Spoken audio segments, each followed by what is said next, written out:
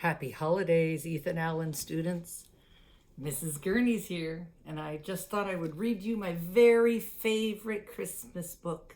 And hopefully, since I can't come and visit you, because we're closing down again, then maybe you can hear the story at your house in the comfort of your home while watching it on Allen YouTube.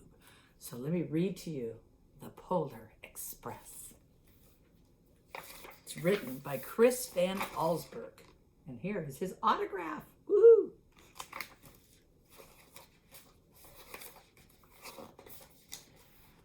On Christmas Eve, many years ago, I lay quietly in my bed. I did not rustle the sheets.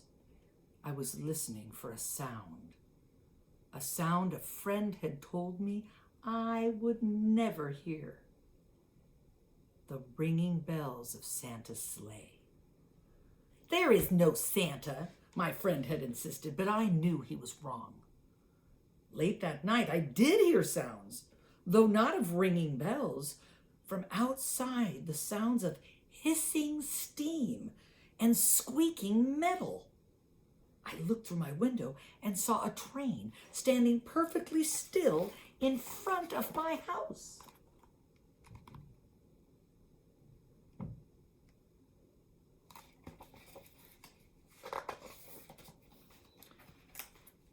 It was wrapped in an apron of steam.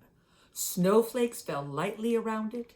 A conductor stood at the open door of one of the cars. He took a large pocket watch from his vest, then looked up at my window. I put on my slippers and robe. I tiptoed downstairs and out the door. "All aboard!" the conductor cried out, and I ran up to him. "Well," he said, "are you coming?" "Where?" I asked. "Why, to the North Pole, of course," was his answer. "This is the Polar Express." I took his outreached hand, and he pulled me aboard.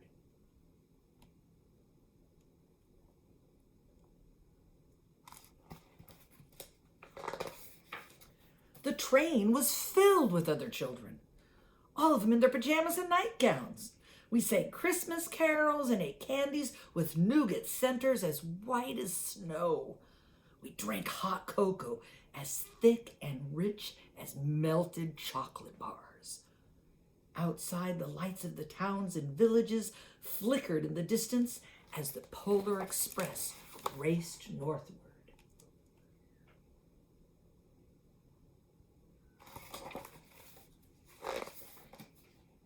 Soon, there were no more lights to be seen. We traveled through cold, dark forests where lean wolves roamed and white-tailed rabbits hid from our train as it thundered through the quiet wilderness.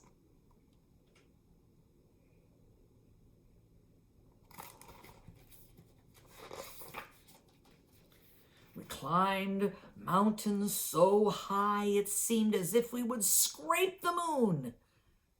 But the Polar Express never slowed down. Faster and faster we ran along, rolling all over the peaks and through the valleys like a car on a roller coaster. You see it up there?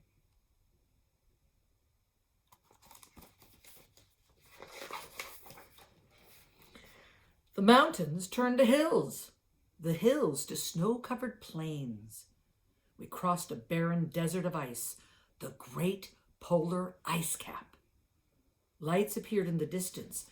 They looked like the lights of a strange ocean liner sailing on a frozen sea. "There," said the conductor, "is the North Pole."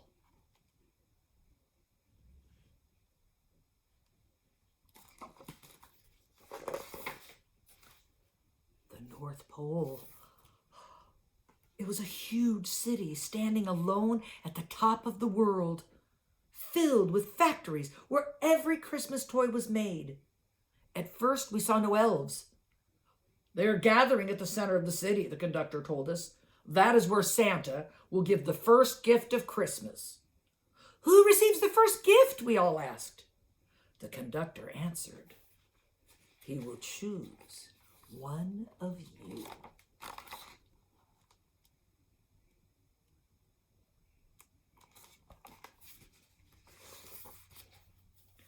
Look, shouted one of the children. The elves! Outside, we saw hundreds of elves. As our train drew closer to the center of the North Pole, we slowed to a crawl. So crowded were the streets with Santa's helpers. When the Polar Express could go no farther, we stopped, and the conductor led us outside.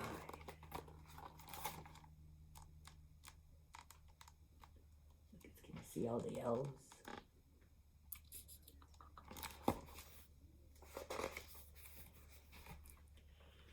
We pressed through the crowd to the edge of a large open circle. In front of us stood Santa's sleigh. The reindeer were excited. They pranced and paced, ringing their silver sleigh bells that hung from their harnesses. It was a magical sound, like nothing I'd ever heard. Across the circle, the elves moved apart, and Santa Claus appeared. The elves cheered wildly. He marched us over to us, and pointing to me, he said, "Let's have this fellow right here." He jumped into his sleigh. The conductor handed me up. I sat on Santa's knee, and he asked, "Now, what would you like for Christmas?"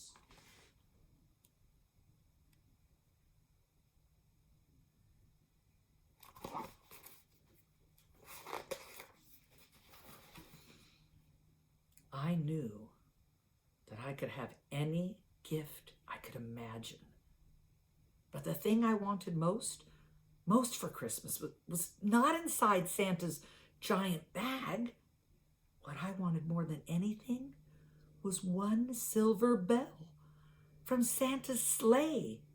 When I asked, Santa smiled. Then he gave me a hug and told an elf to cut a bell from one of the reindeer's harness. The elf tossed it up to Santa. He stood holding the bell high above him and called out, "The first gift of Christmas."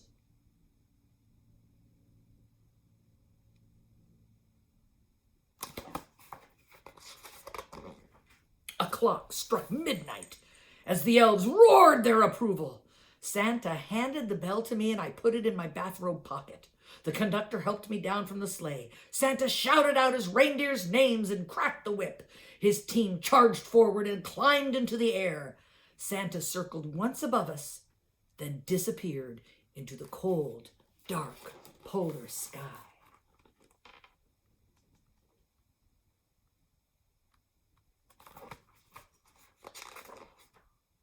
As soon as we got back inside the Polar Express, the other children asked to see the bell. I reached into my pocket, but the only thing I felt was a hole. I had lost the silver bell from Santa Claus' sleigh. Let's hurry outside and look for it. But the train gave a sudden lurch and started moving. We were on our way home.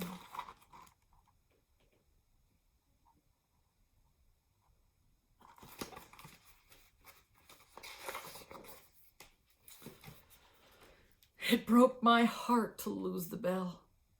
When the train reached my house, I sadly left the other children. I stood at my doorway and waved goodbye. The conductor said something from the moving train, but I couldn't hear him. "What?" I yelled out. He cupped his hands around his mouth. "Merry Christmas!" he shouted. The Polar Express gave out a loud blast from its whistle and sped away.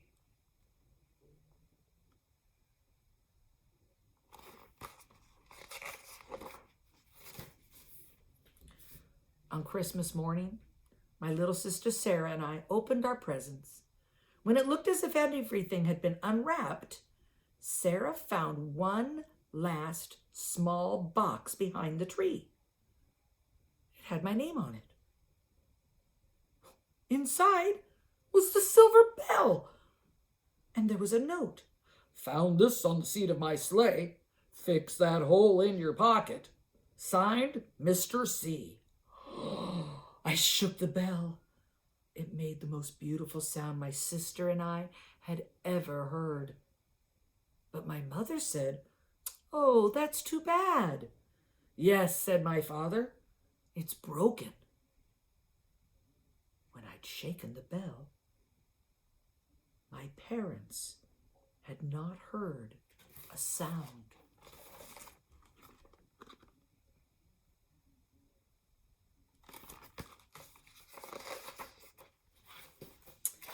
At one time, most of my friends could hear the bell, but as year passed, it fell silent for all of them. Even Sarah found one Christmas that she could no longer hear its sweet sound.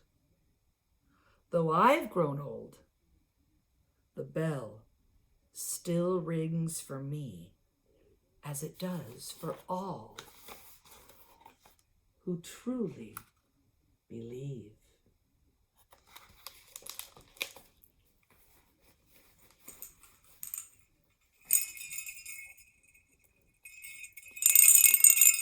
I hope you can hear the bell, and I hope you will always believe in the magic of this holiday season.